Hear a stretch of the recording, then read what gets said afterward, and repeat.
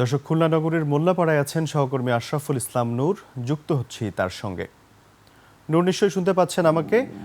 নূর, খুলনা শহরের জলাবদ্ধতা কমাতে কোনো পদক্ষেপ নেওয়া হয়েছে কিনা জানাবেন, এবং পাশাপাশি সাধারণ মানুষের যে জীবনযাত্রা ব্যাহত হচ্ছে সে বিষয়ে বিস্তারিত জানাবেন।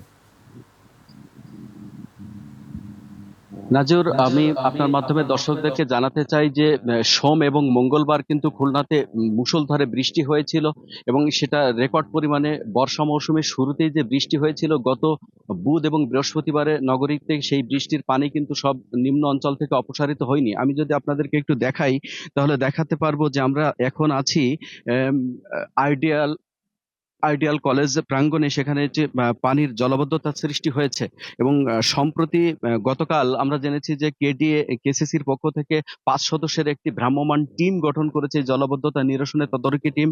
এবং গত বুধবার কেডিএ কর্তৃপক্ষকে চিঠির মাধ্যমে জানানো হয়েছে যে তারা যে 5টি খাল, ব্রিজ এবং সড়ক নির্মাণের জন্য বাঁধ দিয়ে জলাবদ্ধতা সৃষ্টির সহায়ক ভূমিকা পালন করেছে, সেই খাল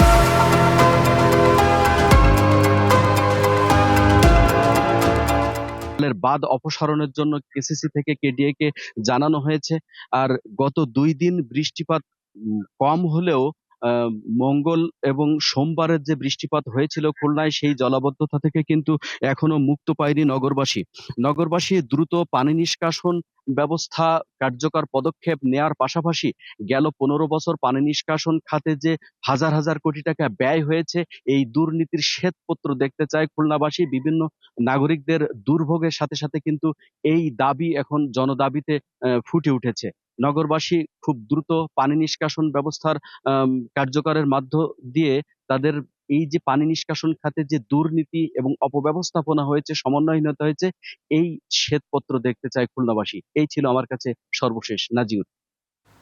নূর, ধন্যবাদ আপনাকে। দর্শক, খুলনা নগরীর জলাবদ্ধতা নিয়ে বিস্তারিত জানাচ্ছেন সহকর্মী আশরাফুল ইসলাম নূর।